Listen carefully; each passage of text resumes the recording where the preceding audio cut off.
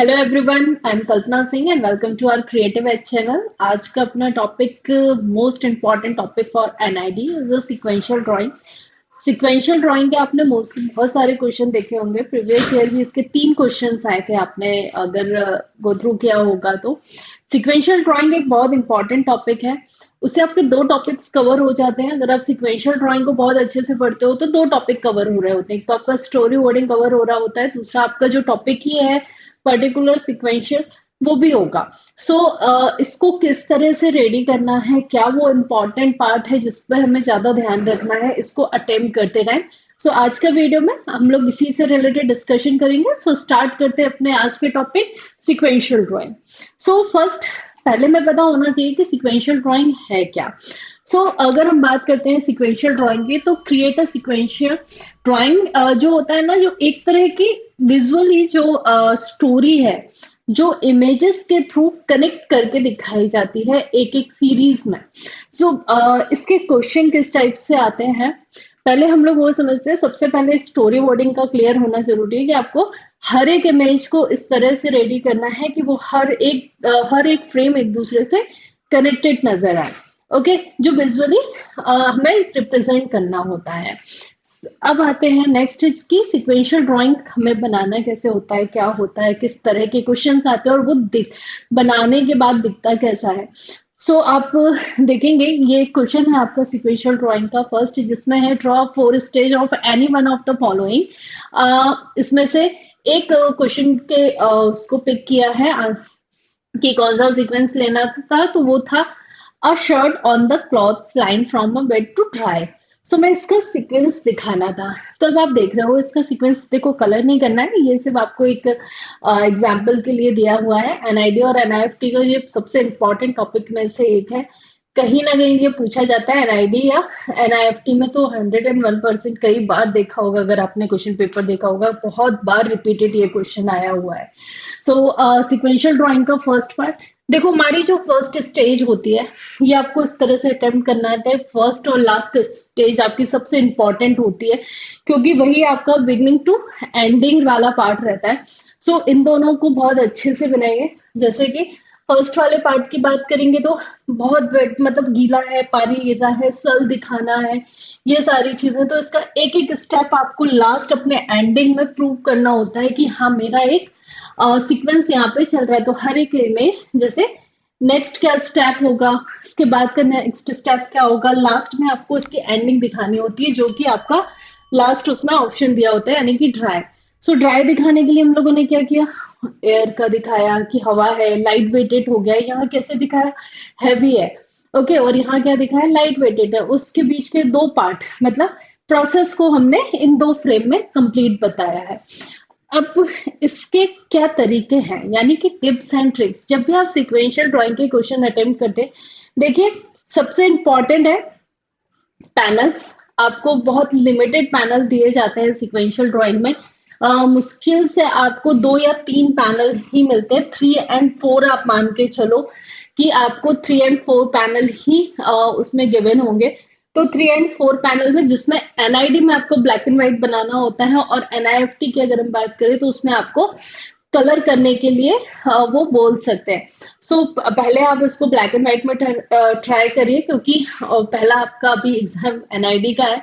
Black and white में कैसे बना सकते हैं, कलर भी करिए, हो सकता है वो कलर भी पूछ ले।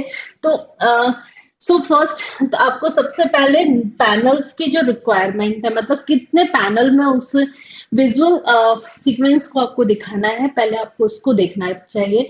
अगर 3 दिया है तो थोड़ा सा टफ हो जाता है, क्योंकि किसी चीज की प्रोसेस बहुत लेंदी होती है।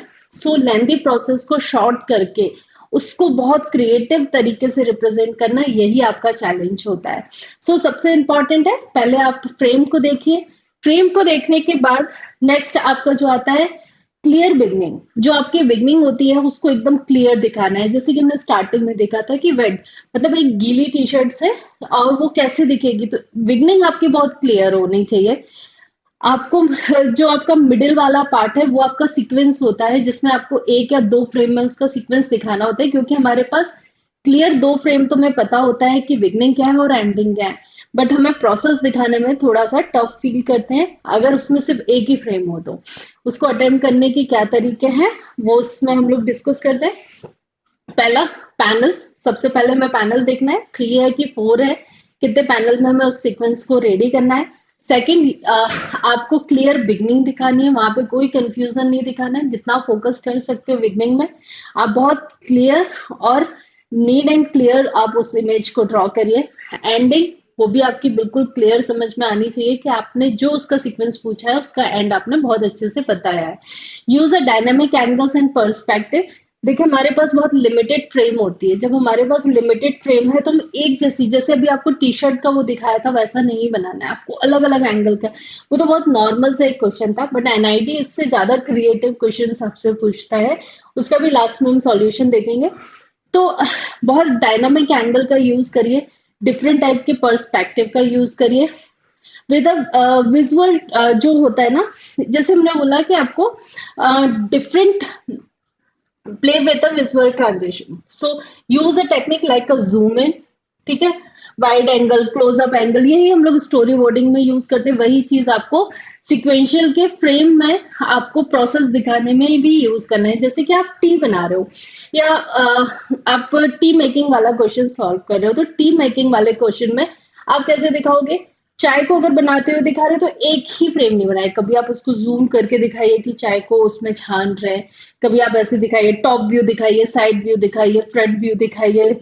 आप एक साथ लास्ट वाले फ्रेम में आप सब चीज, एक ग्लास दिखा सकते हो और थोड़ा सा बैकग्राउंड दिखा के आप दिखा सकते हो गैस रखा हुआ है और स्टोव, जो भी आप उसमें एलिमेंट्स ऐड करना चाहते हो। तो हर एक एंगल से, पर्सपेक्टिव से उसको बनाने की कोशिश करिए। और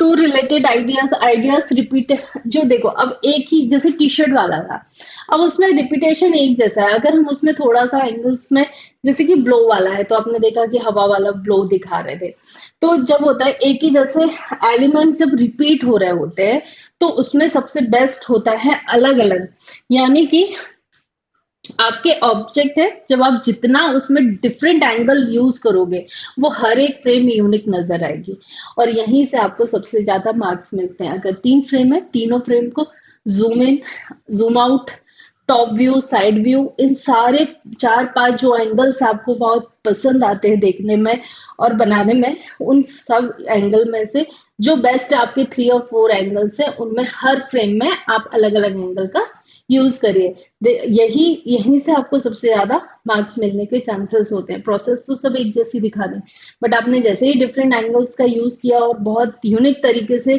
अपने आइडिया को रिप्रेजेंट कर दिया, वहीं आपको मार्क्स बहुत अच्छे मिल जाएंगे। ओके, सो अब नेक्स्ट आते हैं आपका एड अ बैकग्राउंड एलिमेंट्स। आपको अवॉइड करें ओवर क्राउडिंग, मतलब कि ओवरलोडिंग, मतलब लाइक कि आपने चाय का डब्बा भी रख दिया है, चाय कंटेनर होते हैं, बहुत सारी चीजों को एक साथ रख के बना दिया, तो अवॉइड करें। आपका फोकस मेन उसी उसमें एलिमेंट्स में होना चाहिए जो प्रोसेस आप दिखा रहे हो।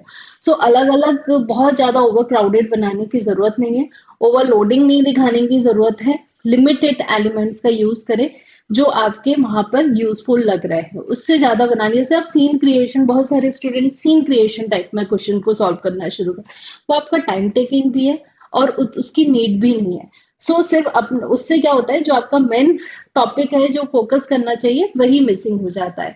सो बहुत ज्यादा ओवरलोडिंग और ओवर क्राउडेड एलिमेंट्स वहां पे ऐड ना करें। Practice gesture and anatomy. Anatomy anatomy बहुत इंपॉर्टेंट है, लाइक कि आपके गेस्चर्स, लाइक कि हैंड मूवमेंट्स बहुत यूजफुल, बहुत ज्यादा यूज में आते हैं। जब आप प्रोसेस दिखाते हो तो आपके हैंड एनाटॉमी पे आपको थोड़ा सा वर्क ज्यादा करना है। गेस्चर पे कर सकते हो, अगर कहीं जंपिंग वाला आपको सीक्वेंस दे दिया तो ऑब्वियसली सी बात है आपको ह्यूमन फिगर के गेस्चर का भी यूज करना, मतलब कि आपको एक सीक्वेंस दिखाना होगा।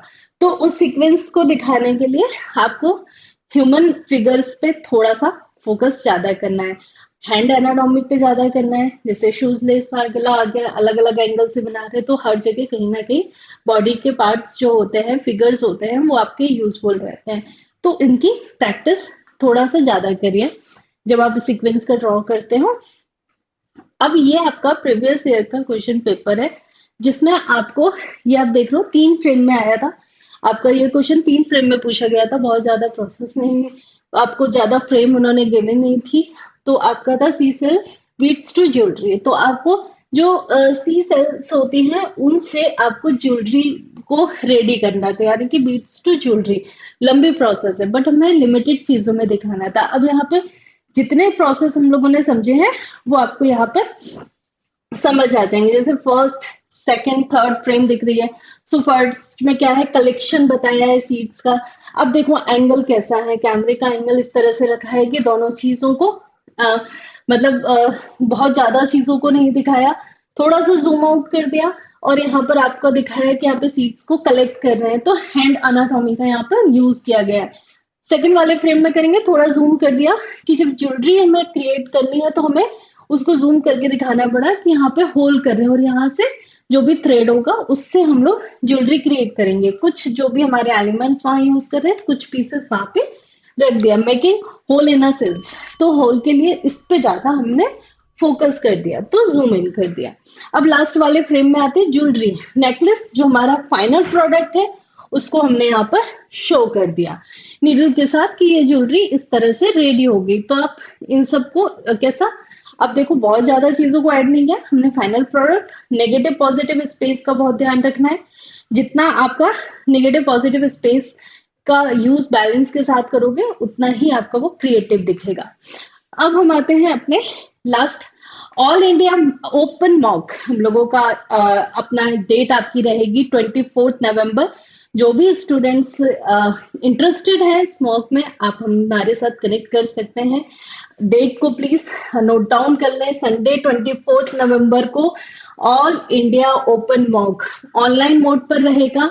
ये बहुत अच्छा टाइम है, आप अपने एग्जाम से पहले एक बहुत अच्छा रिवीजन कर सकते हो, कैसे आपको टेस्ट देना है।